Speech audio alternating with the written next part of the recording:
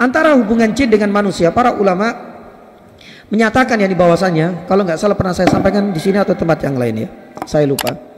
Di dalam surat Al-Jin ayat yang ke-6, Allah Subhanahu wa taala firman, "Wa annahu kana rijalun minal insi ya'uduna bi rijalin minal jinni fazaduhum rahaqa." Ya, pembahasan ini dibahas oleh para ulama ilmu akidah. Ada yang mengatakan bahwasanya tidak semua persekongkolan antara dua bangsa ini haram. Ada yang mengatakan diperbolehkan kalau untuk tujuan ketaatan. Misalnya kita punya teman ini dari bangsa lain, untuk membangunkan kita sholat, untuk mengingatkan kita perkara-perkara yang dianjurkan, diwajibkan oleh Allah, mengingatkan yani kita, membangunkan kita supaya sholat subuhnya tidak yani telat. Sangat mungkin yani juga. Akan tetapi para ulama tetap melihat yani pada sisi lain, ayat ini ditutup oleh Allah Subhanahu wa taala dengan firman Allah, fazaduhum rahaqah. Ya, amalannya ini akan sia-sia dan akan merugikan satu dengan yang lain.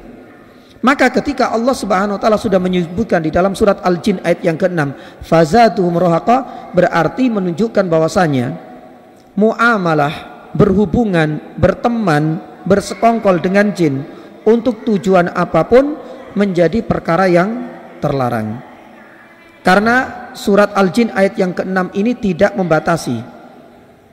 Yang kedua, para ulama menjelaskan, jamaah dirahmati Allah, kalau seandainya kita punya teman yang bisa dilihat, yang bisa diraba, yang bisa dipegang misalnya, itu saja kadang-kadang licin, kayak licinnya belut ya nih jamaah. Artinya seperti orang-orang munafik atau musuh dalam selimut, itu saja bisa terjadi, apalagi kepada bangsa jin yang tidak bisa kita yani lihat.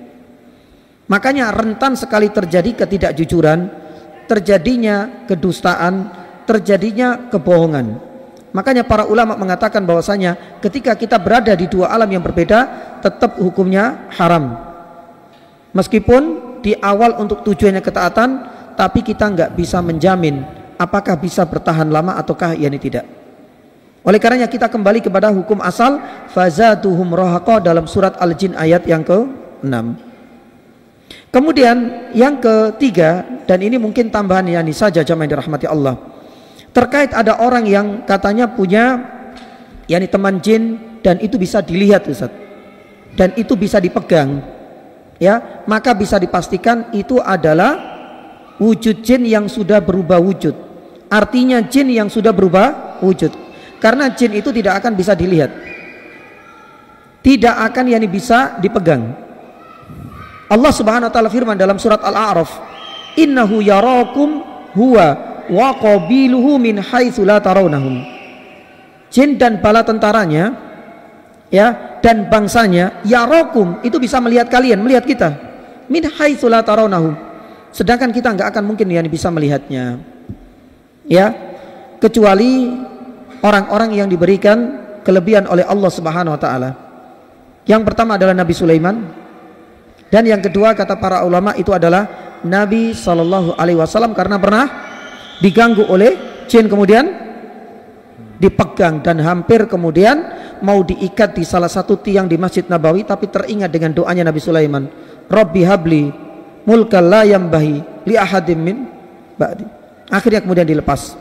Dan karena memang Nabi Shallallahu alaihi wasallam diutus tidak hanya untuk bangsa manusia, tapi untuk seluruh yani mukallaf, termasuk adalah bangsa jin yani pula. Maka untuk masalah muamalah sangat mungkin, tapi hukumnya tetap terlarang menurut jumhur, meskipun mungkin di awal tujuannya untuk kebaikan, tapi tidak ada yang menjamin kejujurannya karena kita berada di dua alam yang berbeda. Apalagi nas Al-Quran di dalam surat Al-Jin ayat yang ke-6, fazaduhum rahaqa.